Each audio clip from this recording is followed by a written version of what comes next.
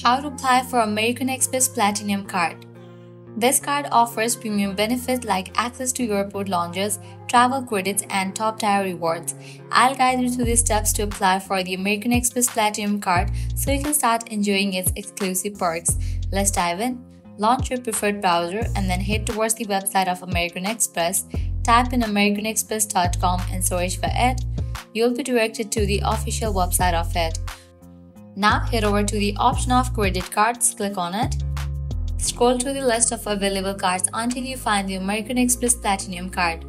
Click on the card to view its details, including benefit, rewards, and any current welcome offers. Make sure to review the card features to ensure it aligns with your lifestyle and spending habits.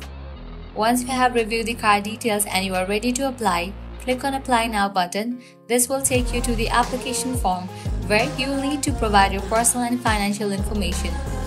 Enter your personal details including your full name, address, security number, date of birth, and contact information. You'll also need to provide employment details and your annual income. Make sure to fill out all the fields accurately as this information will be used to determine your eligibility. Before submitting your application, carefully review the terms and conditions of American Express Platinum Card.